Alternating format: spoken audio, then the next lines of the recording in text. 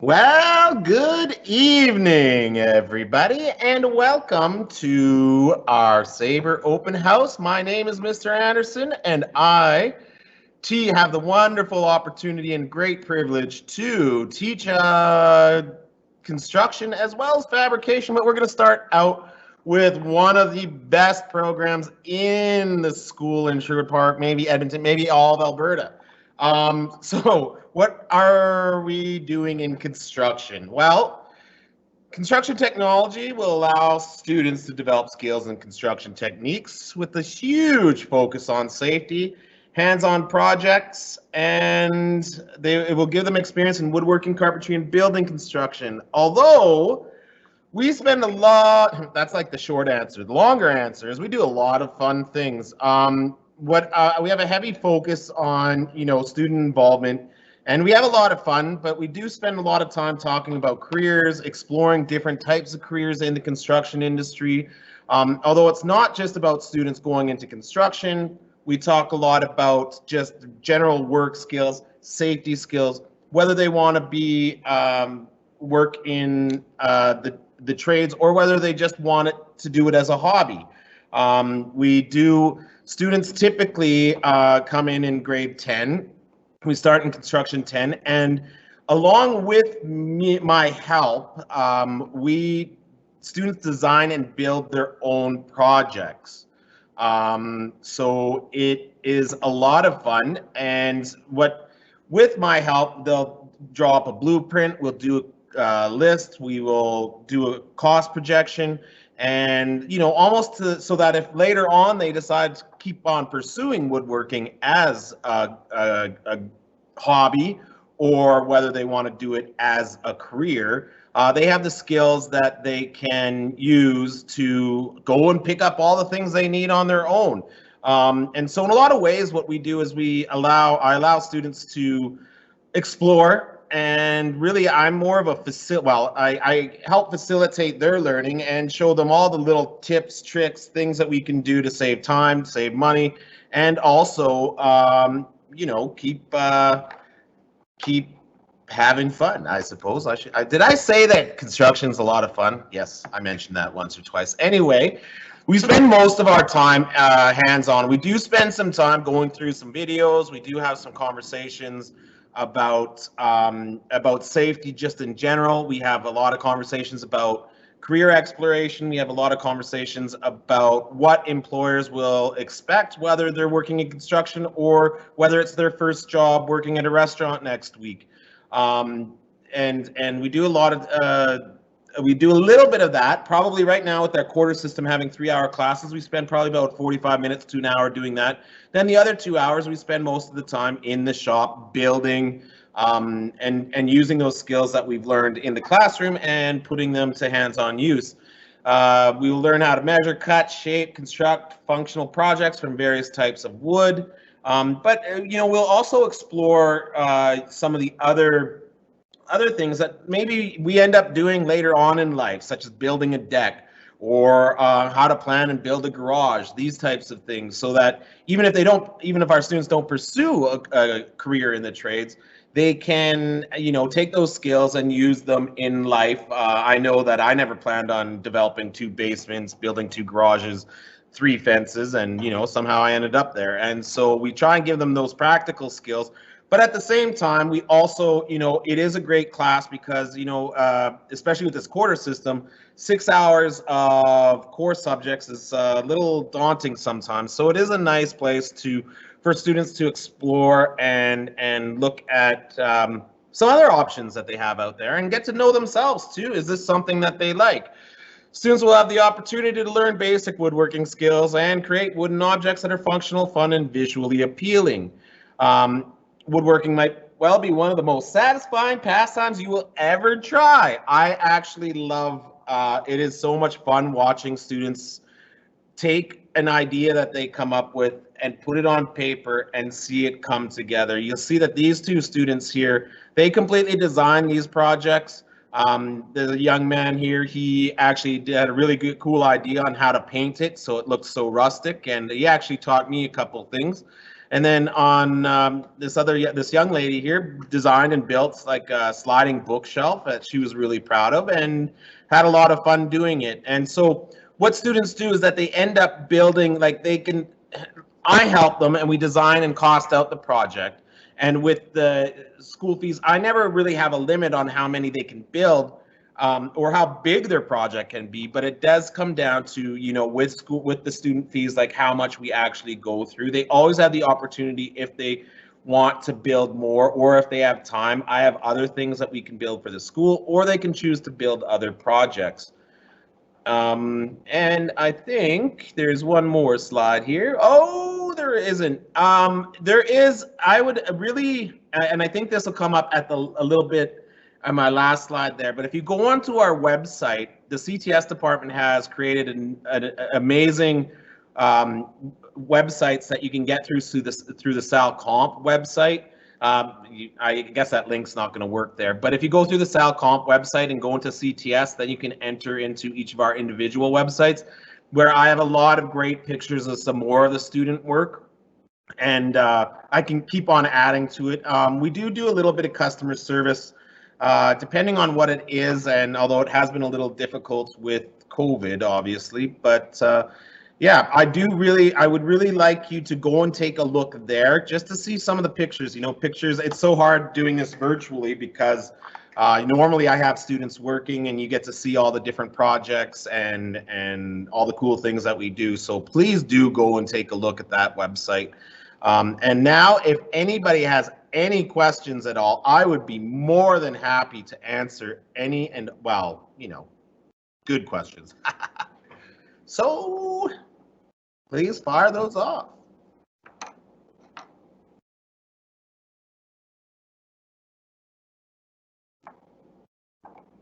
While we're waiting, there's one more thing I wanted to talk about. We actually do have a CNC router table for students and parents that don't know what that is. Basically, a robotic table that cuts and does design work for us. And we're looking forward to utilizing that more and helping students with their designs, and so that they can add like maybe some cool logos or their family name onto some of their projects. So we're always adding to things and trying to do things a little bit more creative and keep things fun. And it is very student driven. Thank you, Mr. Anderson. What are some examples of previous projects students have done, and are they allowed to keep or purchase their work? So that is a great two questions. You saw that picture there, and again, if you go to the website, you'll see lots of the other pictures. Now, to be honest, I've been teaching here for a long time. I don't even want to admit how long it's been, but I was teaching fabrication, so I'm a little bit new to teaching construction, so I don't have a whole bunch of examples, but there are a number of examples on the website, and there is now students do pay a fee. There's a student fee, and that is, I believe, $110. Now, when I talked about how we cost out projects and that type of thing, like what we do is I kind of I have a budget for students, and they, like, basically when we spend all of that, if we go over that, they would have to pay if they want to build anything that's over and above that cost. But what we do, they get to take home everything. That $110 that you pay literally goes to, with the exception of a few things like sandpaper and glue and whatever, like consumables, most of it goes to wood, and most of it goes to projects that students take home. So every student gets to take home their projects and a number of ones, because even if we run out of the money and they don't, not run out of the money, but if we've spent all of it and they've taken their projects home, there's always other things we can do. There's things around the shop we can do for the school. There are smaller projects that don't really cost anything. We can get on the wood lathe and do some things with but no, I do not. I strongly encourage students, don't leave your projects here. That doesn't do me any good. Take them home. But I also expect and work with students to make sure that they do a good quality job, so that they are proud, and I can be proud, and we can all be proud of the projects they take home, so their parents are proud as well. And yeah, we've had, I mean, keychains, coat racks, we've done benches. I have students working on a chess set right now. I have a lot of desks, like drawers, cabinets. I had a student make a baseball bat on the lathe. They make mini bats. They make honey dippers. They made mallets. They planters. I've had students. I had one student who's looking at making a bed right now, like a bed frame. I mean, really, like it just comes down to the cost of it and how much time we have. As long as it's not such a big project that we don't have enough time to build it, that really is the only concern. So I'm really quite open. I feel that students have a much better time in my class, and they have a much better time at school when they get some input into the project they're building, as opposed to me just telling them to build some sort of birdhouse or something. It does end up being quite a bit more work and makes the shop a little busier for me, but I love it, and the students seem to love it too. Awesome. Thank you, Mr. Anderson. How much time do the students spend in the shop? So I think I mentioned it before. It's probably about, I mean, it was different before we had this quarter semester, but I'm not I really don't. I'm not a believer in doing like a shop day and a class day. So every single day, other than maybe the first 1 or 2 classes, we go to the shop. We probably, if I were going to guess, it would be about 2/3 of the time in the shop and 1/3 with discussions, videos, and so the majority of the time is in the shop. Definitely, but there are some things that we need to go over, and like I said, we do a little bit of career exploration, talk about what I give students some time on their own so they can look and explore what they might want to do after school. I'm a strong believer in starting to think about a plan early on, but also that that students, one of the big opportunities in our classes, I believe in all CTS classes, is for high school students to really discover what they love, who they are, what they want to do. And that's where we come in. And most students really do love the class. And there are a few that realize that maybe it's not that for them, but isn't really for them. And that rarely happens, but once in a while it does happen. But even that is a learning experience. Crossing things off the list that you don't want to do as a career is also a learning experience. So I like to be in the shop as much as we can, but there are some things that we need to go over in the class. So 2/3 shop, 1/3 classroom. Thank you, Mr. Anderson. And the last question here before we're done at 6:30, what life skills will I learn in building construction? So life skills, lots. I actually, so my students often they complain sometimes that I'm a little strict once in a while about, well, not strict, but pointing out how employers wouldn't be happy if they showed up late, or if they were caught on their phone, or if and so what really is life skills that we will learn are big, because being a homeowner, like I said, you always are. I mean, hopefully, eventually, our students are homeowners or taking care of one anyway. And there's so many things that we need to learn to do that is so much better than and cheaper and economical than paying someone else to do it. So just learning how to use all these different tools that are very common that like I said, I've used many times where I wasn't expecting to build fences, garages, develop basements, build something for around the house. But measurement's a huge one, because measurement helps in so many different levels. And we spend a lot of time learning both measurement systems and actually applying it. It's one thing to learn that in math. It's another one to see it happening in front of your eyes, and what happens when you're 1/8 of an inch out or 3 millimeters out on a cut. We also do some crafty things too. Like some of the stuff we do, we end up like some of these, you see some of these wood signs with the cool writing on it. We got into just recently, we've started doing wood burning and burnt finishes on wood. And so, but as for life skills, I think I spend a lot of time focusing on, I spent 10 years working in the trades, And so I spend a lot of time letting students know what is it that employers are wanting to see from students, what are journey people wanting to see from apprentices, but also just what would any employer, because like I said, many of our students, are starting work right now or are about to. And I think it's nice for a large role for me is to have them prepared so that they understand what adults will be expecting of them at their first jobs, their second jobs, their third jobs. But also just working as a team, right? I spend a lot of time talking about safety, how not to hurt yourself, how important it is to clean up after ourselves, how important it is to help one another and show that saber spirit. Thank you so much, Mr. Anderson.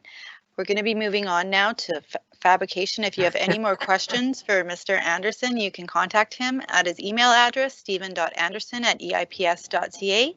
There are so many examples, and we actually have a website. If you go through the SalComp website and you click onto CTS, there's an area there that's going to show you. We have a photo gallery and a whole bunch of other pictures, and I often, when students take our class, have them go there too so that they can get some ideas. And as long as it's not something that's so that's going to take way too long or cost way too much, we're pretty open. I think it's such a better experience that helping and guiding students and working as a team to build the projects that they can be proud of. At the end of it, students, there are so many skills that they learn in construction that apply more to just a career in construction. We do spend a great deal a little bit of time exploring different careers in construction, but we also spend quite a bit of time just learning skills that will help students in their everyday lives afterwards. Whether it be building fences, garages, they're developing a basement, or just hanging pictures, whatever it happened to be, finding a stud in the wall. Or we even some students have extra interest and we'll spend a great deal of time kind of delving into their particular interests and finding out what the requirements are for them to find a career in that particular area. We also talk about all sorts of different options and opportunities that students have. Not all of our students to go into the trades. In fact, maybe a large number of them don't. These are some great skills that students will find themselves using, hopefully later on, whether as a hobby or to save some money around the house. Most of our students really enjoy the class. We spend most of the time in the shop. We do go through some videos. We do have some great discussions, conversations, and we do a little bit of theory work. But for the most part, students, we spend probably 2/3 of the time in the shop with our 3-hour classes now. We spend maybe at most an hour in the classroom, and each and every day we go to the shop, we work with our hands, we build, we make things, we design things. We also have a CNC router table, so students get to work a little bit on the design for our computer numerical control router table, and they get to make maybe a cool logo that they can attach to their different projects. And they do get to take every single project home, and yeah, we have a great time doing it. I really enjoy my job, and I think most of my students know that, and they end up enjoying our class. And we work together as a team. We get to learn a little bit about what employer expectations might be, whether they work in construction after, or whether they're just starting their first job.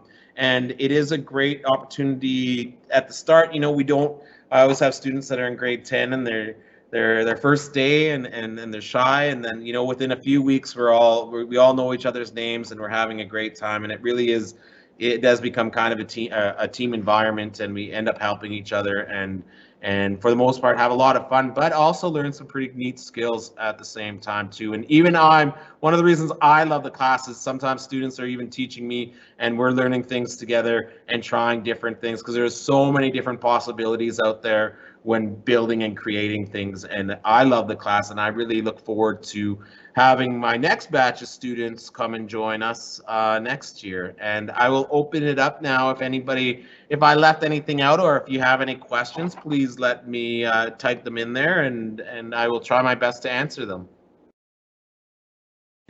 Mr. Anderson, what is the fee for this program? So the fee is $110. Now that goes to, unfortunately, lumber's like almost quadrupled in price in some instances. So but all of that goes to students will build and design a project. We'll cost it out on how much it costs, and like I get the lumber and all the materials from a wholesaler, and I really try and make the dollars stretch as far as they can. And so all that goes to student projects, and they will take projects home. Now, if students want to get extremely elaborate, like that one student who made that big bench because he made a couple of other projects, and we go over and above that, they still have the opportunity. They can purchase more and continue to build, or if they want to build something really extravagant, like. But for most students, we budget, we find projects, and then they spend that money on things that they can take home. And if they, near the end, if they still have time, like there's still other things we can do, like some things on the lathe and what have you, and maybe some things for the school, or they can, a few students do end up purchasing more for large projects. It happens rarely, but you know, if a student wants to build a $250 patio swing, we do have to go a little over and above that. But for the most part, yeah, all of those fee dollars go to student projects that they take home. Thank you. And is this program more theory or practical based? Like, is there a lot of classroom stuff as well as practical? So I myself am a journeyman and a journey person, and I, you know, having gone through the process at NAIT, I know that they start at the very basic, learning how to read a tape measure, and I know that not all students are going to pursue a career in construction. So we don't spend a huge amount of time. I don't do a lot of textbook work or that kind of thing. What we do is we do watch videos together. I do a lot of quite a few demos. We do have a lot of good discussions about career choices and safety and just some tips and tricks and that kind of thing. But 2/3 of the class is spent in the shop, if not a little bit more than that. The other third spent in the classroom, but not out of some old textbook from 1975. We don't really do a lot of those worksheets, that type of thing. It's more of a group activities and discussions and talks. But for the most part, I like to get our students in the shop as much as we possibly can, because I know they didn't take the class so that they could stare at a blackboard. And also every day we go to the shop. That's a very important one. There's not a day, maybe the first day or two, while people get their safety glasses and that type of thing, but and we go through the basics of safety. But other than that, every single day we go to the shop for the majority of the time. So it's mostly hands-on, and I like it that way. Our students seem to like it much better that way, and I think it works out better for them that way. And so that's how that works. Do students at the grade 10 level build projects? Absolutely. I have students, so we just started a few weeks ago. They're already halfway through their first, some of them are halfway through their first project. Yeah, I mean, that's really what we do. It's all project based. I don't, we other than the discussions we have in the class and the design work. I mean, students do design their own projects, but right away within the first week in a quarter system, students are already, some of them were already in the shop building. And so, yeah, we're in there quickly. Grade 10s do, we design them together. And so I'll sit down with a grade 10 student, and we won't, if it's something maybe too elaborate for them, I'll try and, we'll talk about maybe making it simpler or maybe making that a project for their next year. But yeah, they still get the opportunity to make their own project and usually more than one, usually quite a few different projects. Thank you. And does Skills Canada program still exist? Skills Canada does. We are, this year's a little bit odd with it. We offer it in culinary and baking, I believe, but I do not offer, we don't go to Skills as a group here, and we don't, because the one thing is that what happens with Skills often is that you submit one or two, a couple students, and then you end up, as teachers, end up spending a lot of time coaching these students, and it makes it difficult to run the whole class. So at the moment, we're not running it in construction, but we'll see how that goes. I mean, it's tough with COVID right now, and hopefully next year it will be back to the way it used to be before. But as of now, I would. I don't want to say that we do, but we may in the future, but not right now. Thank you, Mr. Anderson, for your presentation. If you have any further questions, please feel free to email Mr. Anderson at stephen.anderson@eips.ca, and he will be starting a second presentation shortly. Thank you.